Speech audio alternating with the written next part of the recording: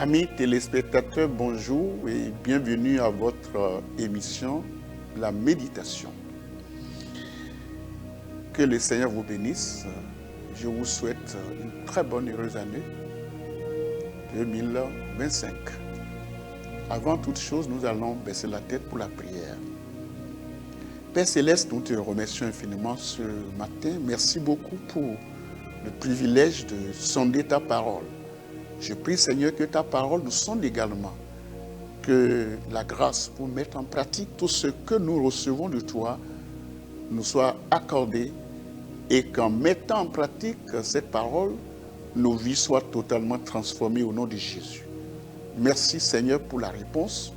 Au nom de Jésus, j'ai prié. Amen. Comme en méditation ce matin, nous allons voir le livre de Josué. Dans Josué chapitre 1, je vais lire le verset 8 d'abord. Dans Josué chapitre 1, le verset 8, il est écrit ceci: que ce livre de la loi ne s'éloigne point de ta bouche. Médite-le jour et nuit pour agir fidèlement selon tout ce qui y est écrit, car c'est alors que tu auras du succès dans tes entreprises, c'est alors que tu réussira. Voilà donc le point, sinon le verset clé de ma méditation de ce matin. Et le thème que je vais développer est tiré donc de ce verset 8 de Josué chapitre 1. Et mon thème, c'est le livre de la loi. Le livre de la loi. Il y a plusieurs lois que nous voyons dans la vie. Les hommes fabriquent des lois, ils écrivent des lois, et c'est eux-mêmes qui enfreignent la loi. Ils écrivent des lois. Aujourd'hui et demain, on dit la loi est modifiée. La loi ne marche pas, donc il faut apporter quelques modifications, quelques corrections techniques pour que cette loi puisse encore marcher. Parce que avec l'évolution du monde, l'évolution des peuples et le changement de tout le monde, d'ailleurs dans plusieurs domaines, dans plusieurs secteurs de la vie, dans le secteur économique et physiologique, physique, spirituel, matériel et le secteur financier, bien sûr, il y a des lois. Il y a des lois qui régissent la société. Mais si nous voulons réellement réussir dans la vie, nous avons besoin d'une loi. La loi divine. La loi de Dieu. Et c'est pour ça que je voudrais donc aller un peu plus dans les détails pour vous montrer l'importance du livre de la loi. Le livre de la loi, c'est la Bible que je tiens. Si vous l'avez, vous voyez ma Bible. C'est le livre de la loi. Chacun de nous devrait avoir ce livre en main. Si vous voulez réussir dans la vie, vous devez avoir ce livre de la loi. C'est le livre complet. C'est le livre qui règle tous les problèmes du monde entier. La solution à tous les problèmes de ce monde se trouve dans ce livre de la loi. Que ce livre de la loi ne s'éloigne point de ta bouche. Médite-le jour et nuit pour agir fidèlement selon tout ce qui est écrit, car c'est alors que tu auras du succès dans tes entreprises, c'est alors que tu réussiras. Si je dois aller dans la genèse de ce verset, je vous dirais que ce verset des Écritures vient appuyer, vient montrer la clé du succès dans l'entreprise que le Seigneur a confiée à Josué. Josué est devenu donc le remplaçant de Moïse. Après la mort de Moïse, Josué devrait continuer la marche vers la terre promise avec les enfants d'Israël. Pour réussir, Dieu lui a donné la clé. Si vous n'avez pas la clé, vous ne pouvez pas ouvrir les portes. Là, il y a une clé qui ouvre la porte. Ce n'est pas toutes les clés. Il y a à chaque porte sa clé. Mais il y a une porte qui ouvre toutes les portes. Il y a une clé, qui ouvre toutes les portes. Et c'est la parole de Dieu. C'est la Bible. Elle est la solution à tous les problèmes que le monde entier rencontre aujourd'hui. Donc, après la mort de Moïse, serviteur de l'Éternel, dans le verset 1 de Josué chapitre 1, toujours après la mort de Moïse, serviteur de l'Éternel, l'Éternel dit à Josué, fils de Nun, serviteur de Moïse. Il était le serviteur de Moïse, il suivait Moïse, il allait avec lui. Et dans le verset 2, Moïse, mon serviteur, est mort. Maintenant, lève-toi, passe ce Jourdain, toi et tout ce peuple, pour entrer dans le pays que je donne aux enfants d'Israël. Ça, c'est l'ordre que Dieu lui a donné. Dieu lui a dit, lève-toi, c'est toi. Moïse n'est plus, mais c'est toi qui vas faire entrer tout le peuple dans le pays que j'ai promis à leur père. Et dans le verset 3, il lui a donné une forte promesse pour dire, tout lieu que foulera la plante de ton pied, de votre pied, je vous le donne comme je l'ai dit à Moïse. Tout lieu, dans le désert, que ce soit sur la montagne, dans la vallée, où que tu sois, tout lieu que foulera la plante de votre pied, je vais vous le donner. Je vous le donne comme je l'ai dit à Moïse avant toi. Donc, tout lieu, partout où tu iras, ne t'inquiète pas, je serai avec toi. Voilà quel grand privilège d'être conduit par l'Esprit de Dieu, d'avoir ce genre d'assurance et de parole que Dieu nous donne.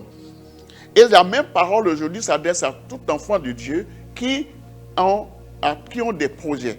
Des enfants de Dieu qui ont des entreprises et qui veulent réussir dans leur vie. Le Seigneur nous dit, tout lieu que foulera la plante de votre pied, Dieu va vous le donner. Dans le verset 4, il dit, vous aurez pour territoire, depuis le désert et le Liban jusqu'au grand fleuve, le grand fleuve de d'Euphrate, tout le pays des Essiens jusqu'à la grande mer vers le soleil couchant. Il leur a donné les limites. Dieu leur a donné la superficie là où ils vont occuper. Et dans le verset 5, il dit, nul ne tiendra devant toi tant que tu vivras. Mon frère et ma soeur, vous qui m'écoutez en ce moment, je vous dis la même chose. Nul ne tiendra devant toi tant que tu vivras. Cette année, nul ne tiendra devant toi. Aucune montagne ne tiendra devant toi. Aucune forteresse ne tiendra devant toi. Aucun mauvais esprit, aucun Satan, aucun démon ne tiendra devant toi tant que tu vivras. Tant que tu es dirigé par l'Esprit de Dieu et que tu es commandé. Tu es en mission pour le Seigneur, la mission d'évangélisation, la mission de la délivrance des âmes, la mission de la protection, la mission de salut de toute l'humanité, comme la parole de Dieu l'a dit, allez partout dans le monde et faites de toutes les nations des disciples. Baptisez-les au nom du Père, du Fils et du Saint-Esprit, je serai avec vous jusqu'à la fin du monde. Amen. Si vous faites cela et que vous vous levez pour aller prêcher l'évangile, nul ne tiendra devant vous tant que vous vivrez. Le verset 6 dit, dans le verset 5 toujours, nul ne tiendra devant toi tant que tu vivras, je serai avec toi, le Seigneur sera avec toi. Comme j'ai été avec Moïse, je ne te laisserai point, je ne t'abandonnerai point. Ça, c'est l'assurance que le Seigneur a donnée à Josué. Après la mort de Moïse, il lui a dit, voilà ce que je vais faire pour toi, nul ne tiendra devant toi. Je vais te dire tout ce que tu auras comme succès dans ton entreprise, dans tout ce que tu feras, dans la marche vers la terre promise, tout ce que j'ai réservé pour les enfants d'Israël, je vous te le donne. Et je te le dis en même temps, sache-le, mets ça dans ton cœur, n'oublie pas cela. Sache que c'est la parole de Dieu que tu écoutes, c'est dans le verset 6, Josué chapitre 1, le verset 6 qui dit, fortifie-toi et prends courage. Car c'est toi, je dis c'est toi, vous qui me regardez, c'est toi. Mon frère, ma soeur, c'est toi. Dis-moi amen, c'est toi. Le Seigneur a mis son onction sur toi. Le Seigneur a mis sa protection sur toi. Le Seigneur a mis sa parole dans ta bouche pour que toi, essentiellement toi, que tu fasses des exploits cette année, que tu fasses des choses extraordinaires dans ton ministère. Le ministère que Dieu t'a confié. Tu gères un ministère, le ministère des femmes, le ministère des jeunes, le ministère des enfants, le ministère des hommes, le ministère de la délivrance, le ministère du salut, le ministère de l'évangélisation, tout ce que le Seigneur a confié entre vos mains. Le Seigneur dit, fortifie-toi et prends courage, car c'est toi. Et c'est toi, je te le dis encore, c'est toi qui mettras ce peuple en possession du pays que j'ai juré à leur père de leur donner. Dans le verset 7 encore, il dit, fortifie-toi seulement et aie bon courage. Premièrement, fortifie-toi, prends courage. Deuxième chose, dans le verset 7, il dit fortifie-toi seulement et aie bon courage en agissant fidèlement selon tout ce que la loi de Moïse, selon toute la loi que Moïse, mon serviteur, t'a prescrit, ne t'en détourne ni à droite, ni à gauche, afin de réussir dans tout ce que tu entreprendras. Si vous voulez réussir cette année, ne jonglez pas avec la parole de Dieu. Ne dites pas, oh Dieu, bon Dieu comprend tout, un peu de péché, ça peut aller. Non, ce n'est pas ça. Pas de compromission.